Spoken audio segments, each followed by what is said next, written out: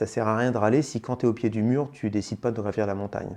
Et donc à l'époque, c'est de se dire, c'est probablement un pari fou. On nous le déconseillait au tribunal en disant, soyez prudents, c'est quand même une démarche qui a plus de chances d'aller vers l'échec que d'aller vers l'épanouissement. Donc soyez prudents sur ce sur quoi vous vous embarquez. Et probablement avec beaucoup de raisons, il nous disait ça. Mais je dirais qu'il y a un sentiment d'invincibilité qui se présente à ce moment-là en se disant, de toute façon, il n'y a rien à perdre. Vous vous apprêtez à écouter un podcast des Déviations. Notre média raconte les histoires de celles et ceux qui ont changé de vie. Pour nous suivre et ne rien manquer de nos actualités, nous vous donnons rendez-vous sur notre site et nos réseaux sociaux. Abonnez-vous à notre chaîne YouTube et suivez nos podcasts sur Acast et autres plateformes de streaming. Tout de suite, un nouveau portrait, une nouvelle histoire, une nouvelle déviation.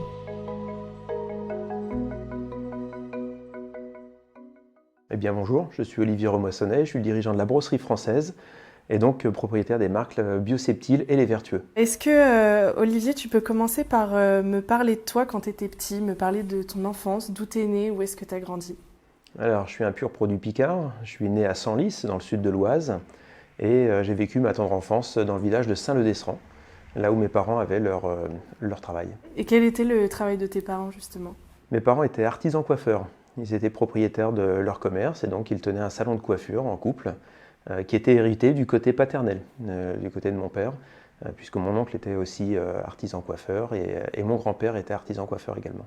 Et l'autre côté de ta famille, c'était plus dans l'agriculture. Est-ce que tu peux m'en parler ? Est-ce que tu as aussi un petit peu découvert ce milieu-là, passé du temps avec eux ?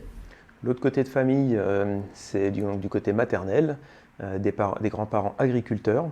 Et donc j'ai vécu aussi mon enfance à mi-chemin entre, pendant les périodes d'école, le retour de l'école à passer faire un clin d'œil au salon de coiffure et puis avant de rentrer à la maison.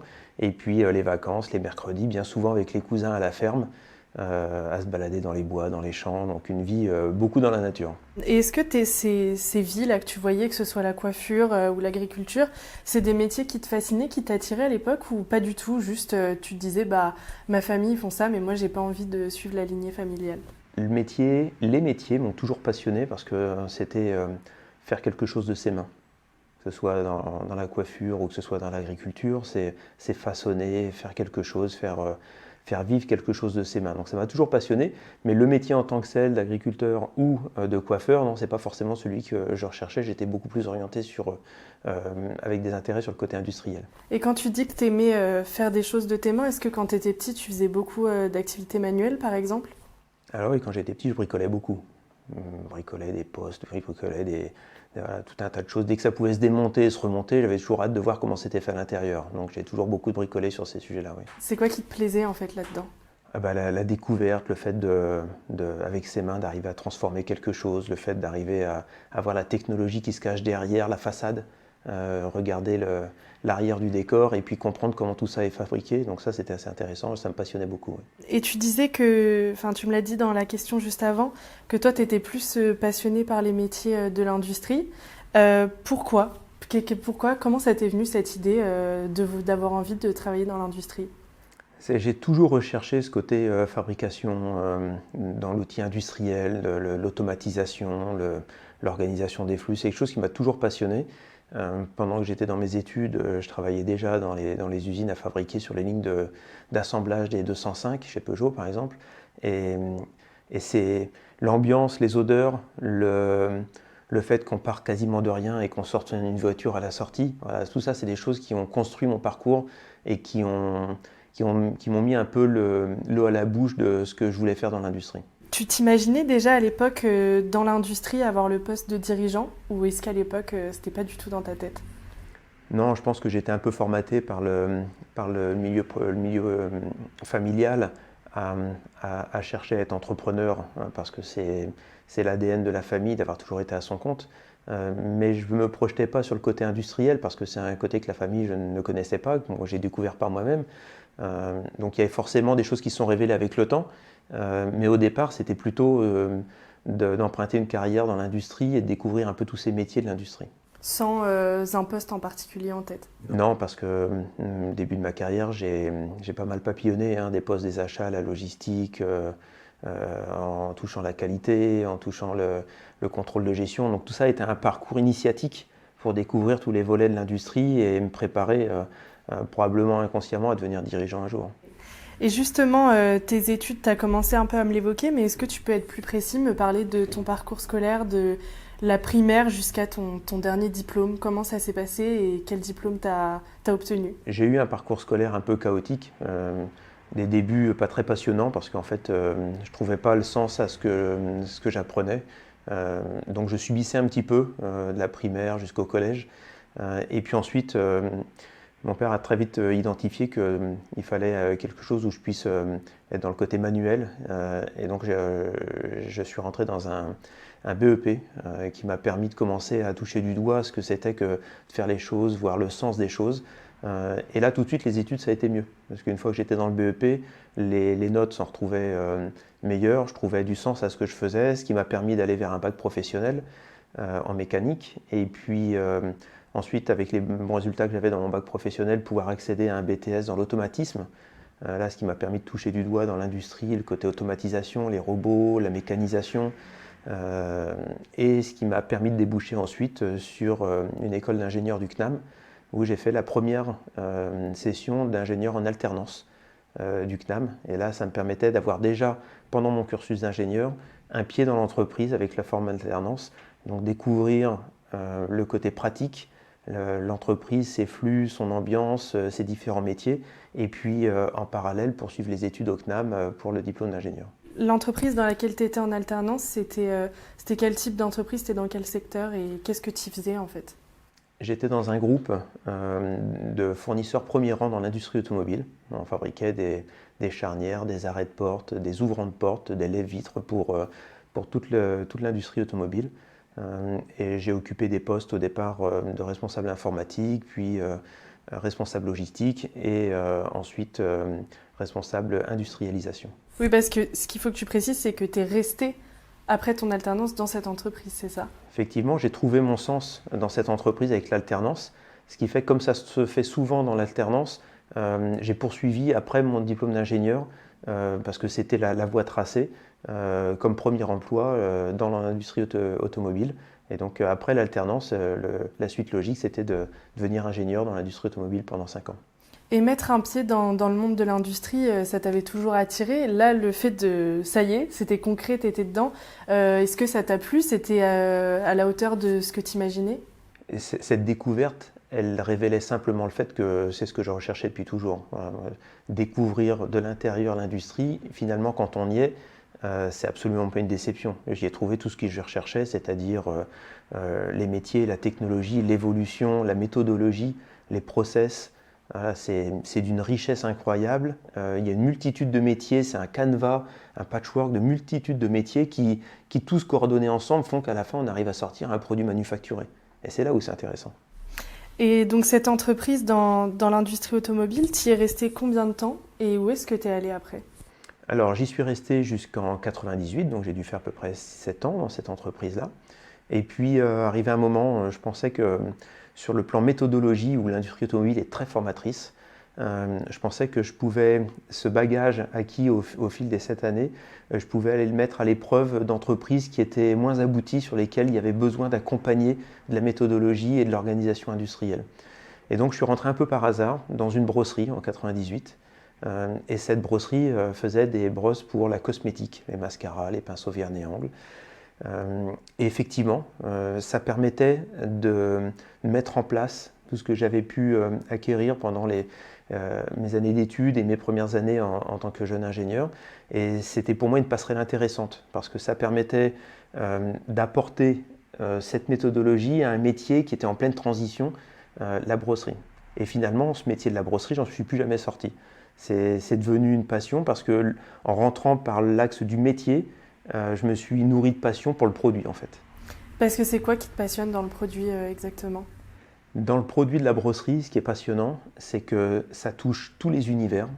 Il y a quasiment une brosse dans chacune des pièces de la maison et on va retrouver des brosses dans l'industrie et dans différents métiers. et qu'on pourrait croire que ces brosses, finalement, tout a été inventé dessus. Mais quand on vient rechercher l'essence même du produit et qu'on veut réinventer par sa base, il y a tout à refaire. Et donc là, on est juste au début d'une époque formidable où finalement, même sur une brosse à dents, tout est possible. Et c'est dans cette entreprise-là que tu m'avais dit que tes valeurs du Made in France, elles se sont vraiment consolidées.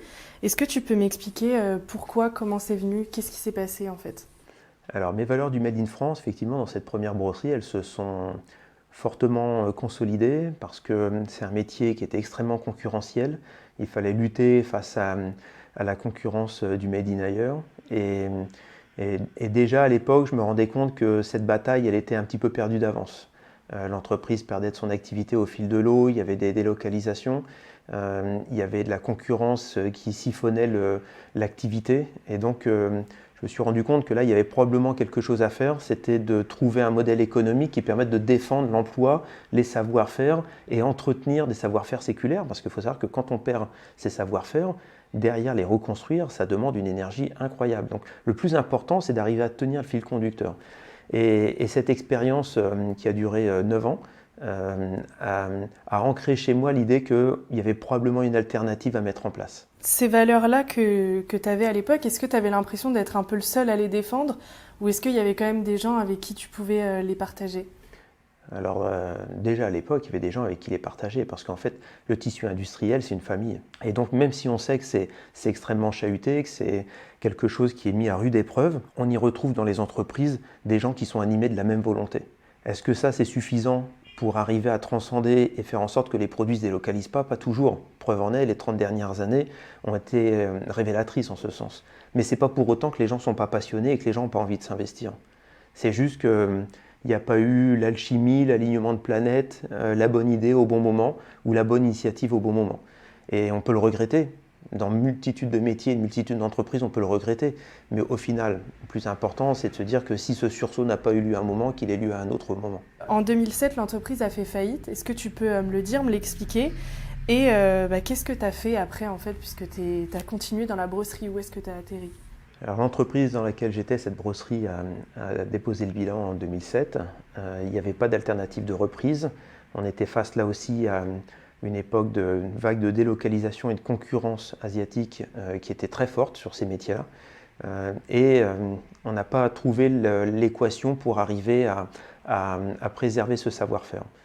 Et donc, moi, très vite, j'ai été sollicité par une autre entreprise à Beauvais qui fait de la brosserie, qui avait entendu parler de mes démarches et la manière dont je voulais défendre un petit peu ce métier. Et cette entreprise, en 2007, est-ce que tu peux me la présenter?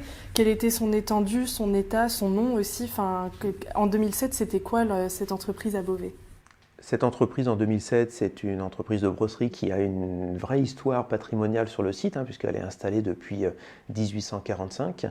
Et l'idée, c'est que le groupe auquel appartient cette entreprise fédère déjà plusieurs brosseries et que esseler ces brosseries manqueront de poids. Donc l'idée, c'est de regrouper tout en un seul lieu, de regrouper les savoir-faire et de donner de l'élan à un métier industriel pour la fabrication de produits grand public comme les brosses à dents. Et donc, toi, concrètement, quand tu es arrivé en 2007, c'était quoi ton poste? En quoi tu les aidais? Parce qu'ils avaient aimé tes idées dans la précédente brosserie, mais là, c'était quoi ton job ici?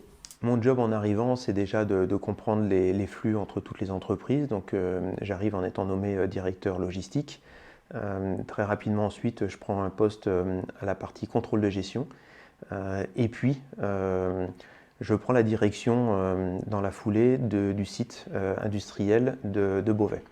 Et donc en tant que directeur industriel. Et donc l'objectif, c'est de restructurer cette entreprise, de lui amener les compléments de savoir-faire qui existent dans le groupe et surtout d'arriver à se battre sur un marché d'une brosse à dents qui est extrêmement chahutée à l'époque. Et pourtant, malgré tes idées, cette idée de reconstruction, l'entreprise va quand même faire le choix de se rapprocher un peu vers l'Asie, de changer un peu de modèle.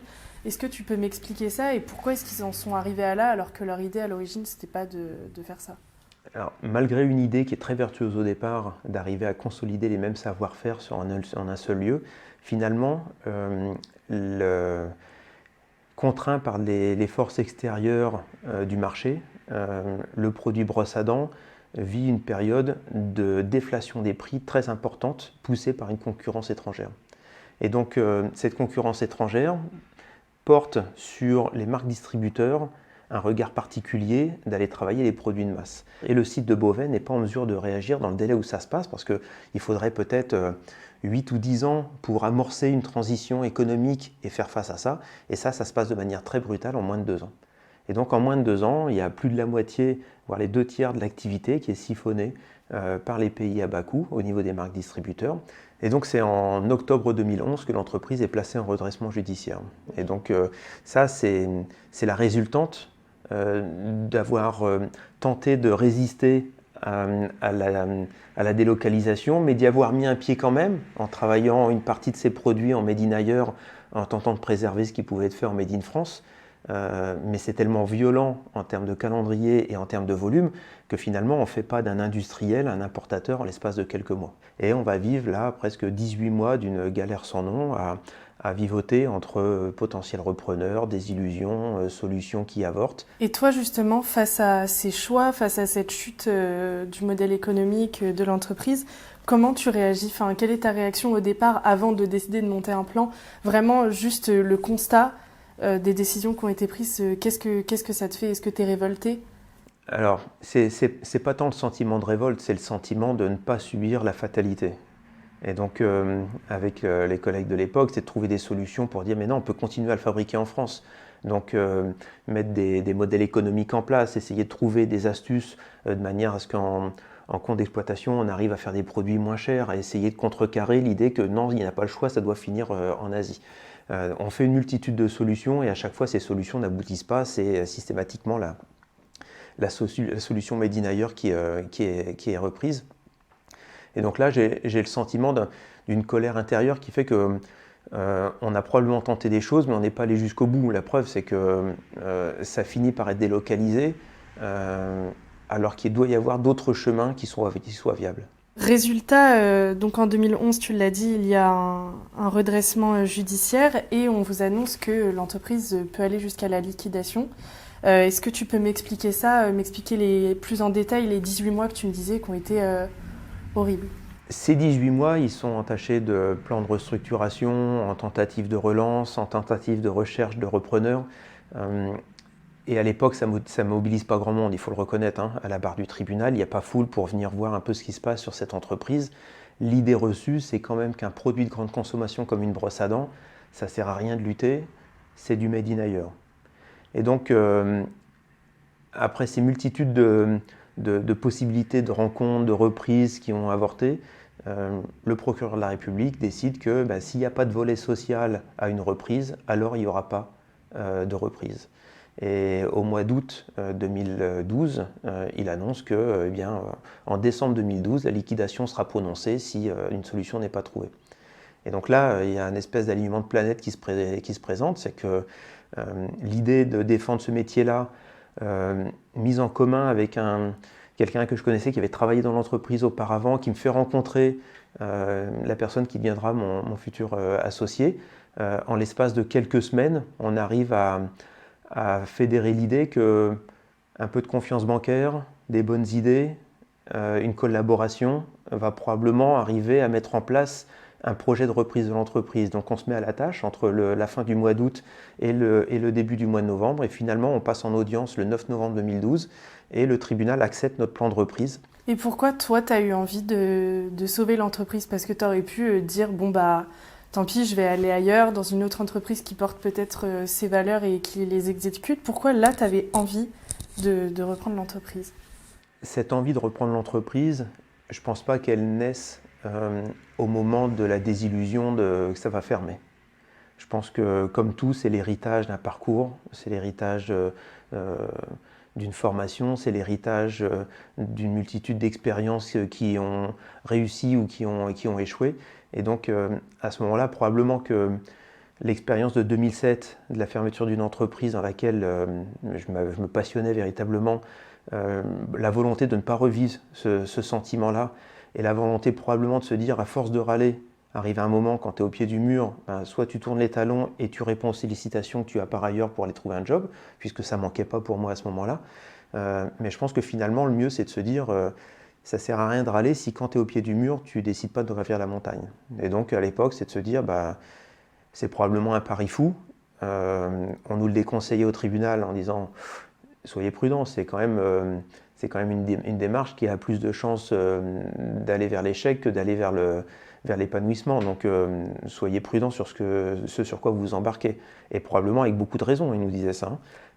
Mais je dirais qu'il y a un sentiment d'invincibilité qui se présente à ce moment-là en se disant, de toute façon, il n'y a rien à perdre. La seule chose que l'on a à faire, c'est tenter de préserver un savoir-faire qui est unique en France. Parce qu'il faut savoir qu'en 2012, bien que les années précédentes et les décennies précédentes, il y a eu plus de 40 brosseries qui fabriquaient des brosses à dents en France, en 2012, c'est la dernière. Et donc il y a aussi probablement cette petite lumière qui dit attention, c'est la dernière. C'est-à-dire que si on la laisse partir, c'est le savoir-faire qui disparaît. Et le savoir-faire, c'est ce qu'on se transmet d'homme en homme, avec un grand H. C'est-à-dire que c'est les gens qui détiennent le savoir-faire qui se le transmettent. Quand la dernière disparaisse, on n'a plus rien à transmettre. Et donc, quand on met tout ça dans un shaker et qu'on secoue, finalement, il sort un peu quelque chose d'improbable qui est de se dire on va se lancer. Donc, le tribunal, le procureur de la République accepte que votre plan de reprise. Donc, tu te retrouves dirigeant. Comment au départ, j'imagine qu'il faut un minimum remotiver les troupes parce que les employés devaient être un petit peu... penser que c'était la fin et que la liquidation était proche. Comment est-ce que tu fais pour solidifier ton équipe, prendre tes marques en tant que dirigeant ? Au moment de la reprise, mobiliser les équipes, je vais pas faire le détour de on a réuni tout le monde et puis on s'est serré les coudes. Il y a eu un esprit combatif dans l'entreprise qui était juste un truc de dingue. Et j'en parle au passé, mais je pourrais en parler encore au présent. C'est-à-dire que le fait d'avoir senti la faim, le fait d'avoir fait appel aux volontaires pour la reprise, parce que tout le monde n'était pas candidat à faire partie de l'équipe pour la suite. Ça a créé un engouement, mais je le dis encore avec le sentiment que les poils se dressent là sous mon pull. Ça a créé un engouement de dingue. C'est-à-dire que moi, je me suis senti redevable d'une chose, c'est d'être au niveau de l'énergie qu'ils ont dépensée pour m'accompagner dans la reprise. C'est ça le sujet, parce que le savoir-faire, il est détenu par les équipes dans l'atelier. On ne le dira jamais assez, quand on reprend une entreprise, moi, mon seul rôle a été de dire on peut faire les choses autrement. On est obligé d'être dans le contre-pied, et le contre-pied va s'exprimer chez nous sur 3 piliers qui, depuis 11 ans, sont immuables. C'est le Made in France, valeur incontournable et non négociable, l'éco-citoyenneté, partant du principe qu'une brosse à dents fait partie des produits les plus polluants. Il faut trouver les curseurs qui permettent de minimiser son impact environnemental. Et le troisième, ne pas oublier finalement l'essentiel, c'est-à-dire la préservation du savoir-faire, l'expertise. Quand on transmet ces valeurs de savoir-faire de génération en génération, eh bien même si on emmène l'entreprise sur des nouvelles voies du Made in France et de l'éco-citoyenneté, il ne faut pas oublier que notre brosse à dents, avant tout, doit être efficace et elle doit apporter le soin pour lequel la promesse est installée. Et donc, si on met tout ça en place et qu'on est intransigeant sur ces 3 piliers, alors on doit être suffisamment distinctif de ce qui se fait sur le marché. Et le deuxième pilier, l'éco-citoyenneté, en quelques mots, qu'est-ce que vous avez fait par rapport à ça qui n'existait pas avant dans l'entreprise ? L'éco-citoyenneté pour la brosserie française, c'est aller chercher les 3 maillons indispensables du cycle de vie d'un produit. Comment sourcer les composants ? On fait toujours attention d'avoir le minimum d'impact en ayant des produits qui ont déjà eu une première vie ou qui sont des déchets d'autres industries. Ensuite, on va transformer ça dans l'usine avec de l'énergie verte issue de parcs éoliens et hydroliens en France. Mais systématiquement, l'idée qui est arrivée à maturité très rapidement, c'est de se dire partout, il faut qu'on installe la capacité de recycler le produit. Qui mieux que celui qui a fabriqué le produit est à même de le recycler. Donc ces 3 piliers, vous mettez combien de temps à les mettre en place au sein de la brosserie française ? Et à partir de quand est-ce que l'entreprise elle commence à se rééquilibrer ? Ces 3 piliers, ils s'imposent dès le départ dans le modèle économique de l'entreprise. Il nous aura fallu à peu près 3 ans pour arriver à un niveau de maturité qui nous permette que ce soit audible sur le marché. Et donc c'est sûr que les premières années, il a fallu formater, reformater, essayer, trouver des filières, organiser notre processus. Mais ces 3 ans ont été juste indispensables pour arriver sur le marché avec une image qui soit lisible. Ça ne veut pas dire qu'en 2015 et 2016, on est parachevé et qu'on a quelque chose qui est parfaitement rodé. Nous, on est dans le principe que chaque jour suffit sa peine et on continue de s'améliorer chaque jour. Chaque jour. On n'est pas dans les coups d'éclat de on attend pendant 7 ou 8 ans et puis d'un seul coup on va tout annoncer. Voilà. C'est probablement moins dans la démonstration, mais c'est plus dans la persévérance du quotidien que la transformation se fait. Je vais revenir plus tard dans mes questions sur ce que représente ton entreprise aujourd'hui, etc. Mais je vais en profiter pour faire une petite passerelle avec la FEP. Parce que cette façon de produire, ces 3 piliers qui ont fonctionné chez vous, toi, tu as eu envie aussi de le partager à d'autres entreprises, de montrer qu'on peut produire différemment. Déjà, d'où est venue cette idée d'avoir envie de partager un petit peu la façon dont tu as restructuré l'entreprise? Cette idée de partager ce modèle, je pense qu'il fait partie des valeurs que l'on incarne depuis le départ à la brosserie française. Nos marques sont les vitrines de notre savoir-faire. Elles débroussaillent des territoires sur lesquels, sur des produits de grande consommation, personne ne s'était embarqué au départ. Et ces vitrines, si c'est pour les mettre au service uniquement de nos propres marques, je pense qu'on se trompe de chemin. Nos marques vivront parce qu'elles sont les témoins de ce qu'elles ont su réaliser et du coup, qu'il y a un témoin à passer avec les marques qui veulent faire la même expérience.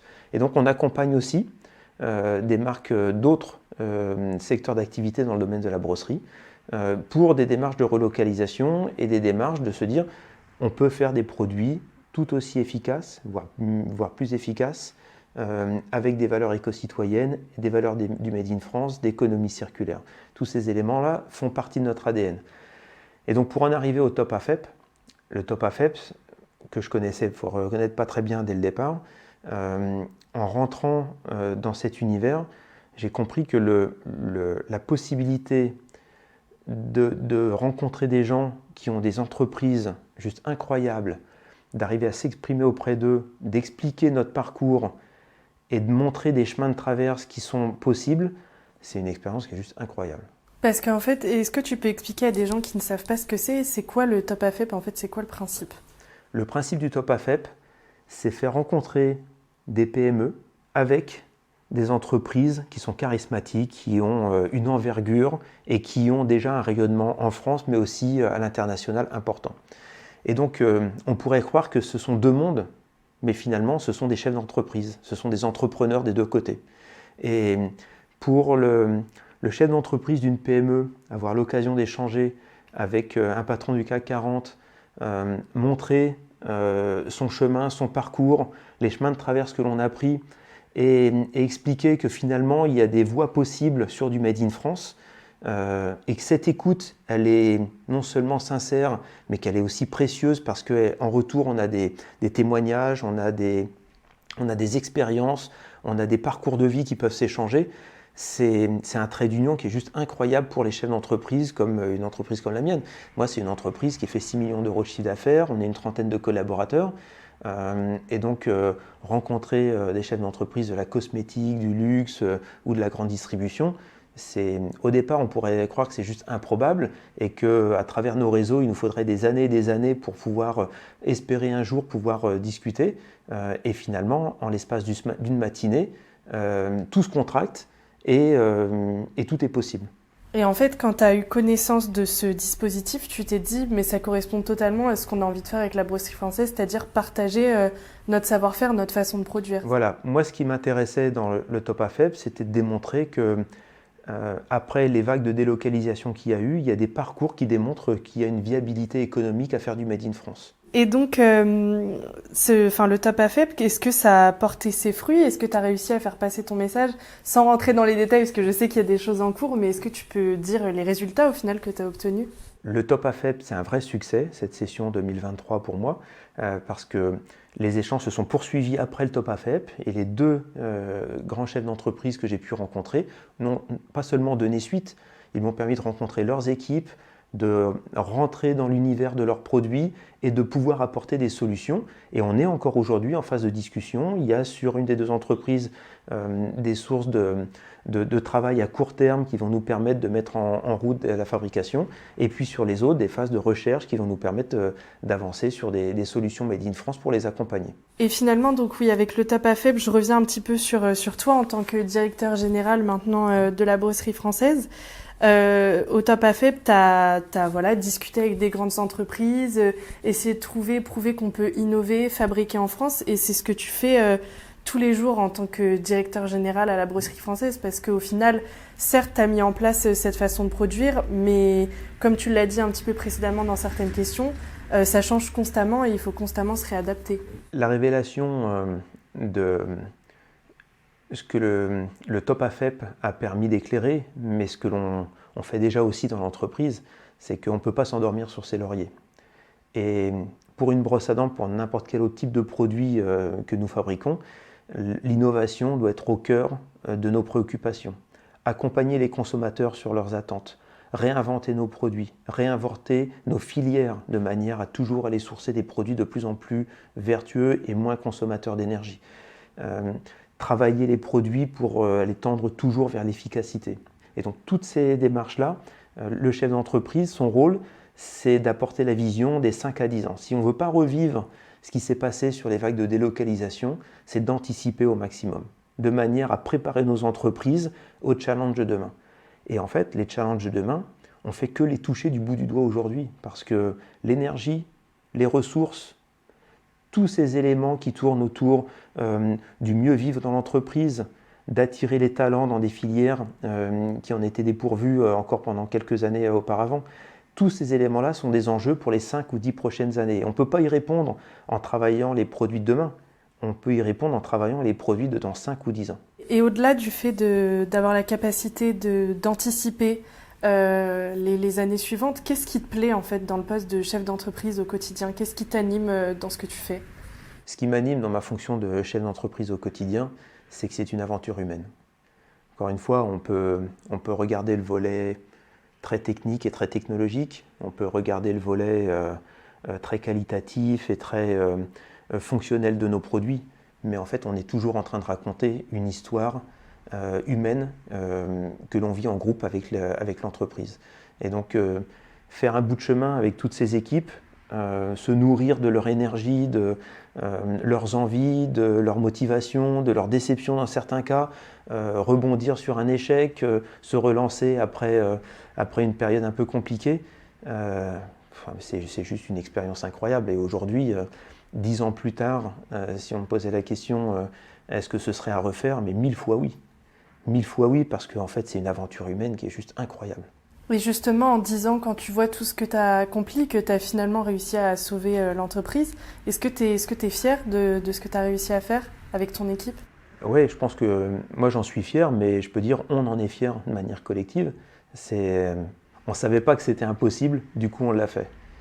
Et pour une brosse à dents, encore une fois, c'est 15 grammes de plastique que l'on a tous les jours, tous entre les mains. Se dire qu'il n'y avait pas d'alternative et que 100% viendrait de 10 000 km, eh bien finalement, on est plutôt assez heureux et fiers aujourd'hui de se dire qu'il y a une alternative dans les réseaux sélectifs, les magasins bio comme les pharmacies, mais aussi dans la grande distribution, d'avoir dans chacun de ces univers une solution made in France qui est portée par une des marques de la brosserie française. Tu m'avais parlé d'une chose aussi qui t'avait rendu fier en 10 ans, c'est que tu avais eu l'impression d'avoir suscité des vocations chez les jeunes dans ce milieu qu'est l'industrie et dans l'industrie de la brosserie. Est-ce que tu peux m'en parler de ça? Le fait qu'en 2012, on soit la dernière brosserie et qu'il faille préserver à tout prix ce dernier savoir-faire, quand on fait le point 10 ans plus tard et qu'on voit que des initiatives commencent à émerger avec des jeunes qui lancent leur activité, qui se lancent dans le côté industriel aussi, c'est juste la fierté de se dire qu'on a bien fait de créer notre propre sillon et de montrer qu'une alternative était possible. Parce que si ce trait d'union n'avait pas existé il y a 10 ans, aujourd'hui ce serait pratiquement impossible à faire, parce que les savoir-faire auraient disparu. Or aujourd'hui, on a fait la démonstration en maintenant ces savoir-faire que le modèle économique peut se dupliquer. Au final, l'intérêt, c'est de ne pas rester les seuls. Parce que ça veut dire qu'on va être trop fragile. L'intérêt, c'est de montrer que l'industrie, une fois qu'elle a su préserver son savoir-faire, elle peut s'étendre. Et qu'en créant des vocations, en lançant des activités, en se testant, bien sûr, certains vont, comme nous, ça nous est arrivé, de temps en temps essuyer un échec, mettre un genou par terre, mais le plus important, c'est de se relever et que demain, on soit 10 et qu'après-demain, on soit 100. Et justement, je voulais finir sur ça, sur une des choses dont on a discuté hier qui va avec ce sujet. C'est que tu me parlais qu'un de tes espoirs pour l'avenir, c'était de faire changer l'image que les enfants, les jeunes ont de l'industrie, notamment qu'ils la dessinent avec une torche. Est-ce que tu peux m'en parler, ça, et justement me parler de l'espoir que tu as de montrer que ça peut évoluer et que l'industrie, c'est pas, comme tu disais avant, l'industrie de papa comme avant. Aujourd'hui, ça a changé. Ce qui me plaît toujours à expliquer, c'est que en ayant fait cette démonstration pendant 10 ans qu'il y avait un autre modèle économique qui était viable et que sans perdre de vue le Made in France, l'éco-citoyenneté et donc notre expertise, on pouvait aussi apporter un autre regard sur l'industrie.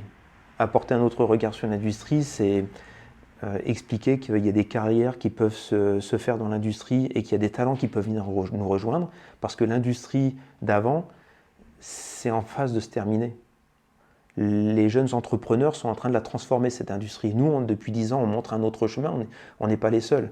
Et moi, j'ai toujours dit, au-delà des jeunes qui arrivent sur le marché de l'emploi et qui commencent à voir que finalement, à travers des expériences qui se sont faites partout en France, on peut faire de l'industrie autrement, mon vœu le plus cher, c'est aussi que sur les plus jeunes générations, demain, quand on demande à un enfant dessine-moi une usine, eh bien, il n'y ait plus cette idée charismatique que ce soit un rectangle avec une cheminée et de la fumée noire. Parce que déjà, dans le plus jeune âge, ça ancre l'idée que l'industrie pollue. Et donc cette idée, il faut la gommer, il faut aider à la gommer, il faut communiquer sur le fait que ça se transforme pour que, dès le plus jeune âge, cette idée reçue disparaisse et que les générations de demain, quand elles envisagent l'industrie, elles ne l'envisagent pas forcément comme quelque chose qui pollue. Vous venez d'écouter un podcast réalisé par Chloé Robert. N'hésitez pas à commenter, nous écrire et partager si ce podcast vous a plu. Notre média, vous pouvez le retrouver sur lesdéviations.fr, Facebook, Instagram, LinkedIn, TikTok et YouTube. Nous n'avons qu'une vocation, raconter les histoires des personnes ayant changé de vie. Alors à très vite pour un nouvel épisode.